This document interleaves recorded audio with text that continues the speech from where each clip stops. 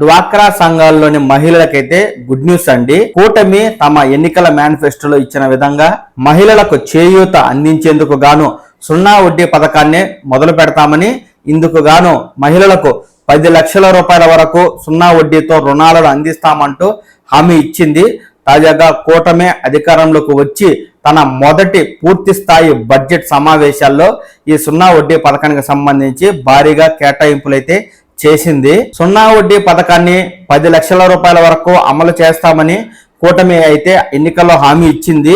ఇందుకు గాను ఈ 2024-25 బడ్జెట్ లో ప్రభుత్వం 1250 కోట్ల రూపాయల నిధులను అయితే కేటాయించింది. ఈ 0 వడ్డీ పథకం పట్టణ ప్రాంతాల్లో అమలుకు 300 కోట్లు, అలాగే గ్రామీణ ప్రాంతాల్లో అమలుకు 950 కోట్ల రూపాయలను అయితే ప్రతిపాదించింది.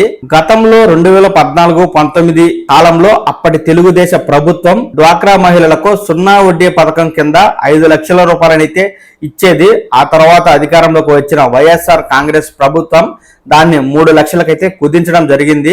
తాజాగా తాము గనక అధికారంలోకి వస్తే మహిళలకు 0 వడ్డీ పథకం కింద 10 లక్షల రూపాయల వరకు రుణాలను అందిస్తామంటూ ఇచ్చిన హామీ మేరకు ఈ కేటాయింపులు అయితే బడ్జెట్ లో ఆర్థిక శాఖ మంత్రి పయ్యావుల కేశవ్ గారు చేశారండి. ఈ నవంబర్ నెల నుంచే అర్హత కలిగిన డ్వాక్రా మహిళా సంఘాల వారు, అంటే వారు ఏవైనా బుట్టలు, ఆహార పదార్థాలు, యూనిట్లు, ఏవైనా వస్తువులు తయారు చేసి అమ్ముకుంటూ ఉంటే అలాంటి వారు 10 లక్షల రూపాయల వరకు 0 వడ్డీతో ఈ లోన్లను అయితే పొందేందుకు అర్హులండి.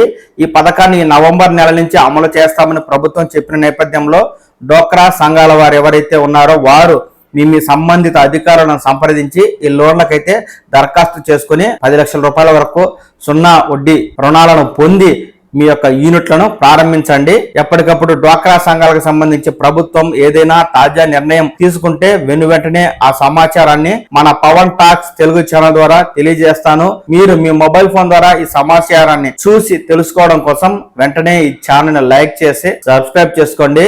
నమస్కారం.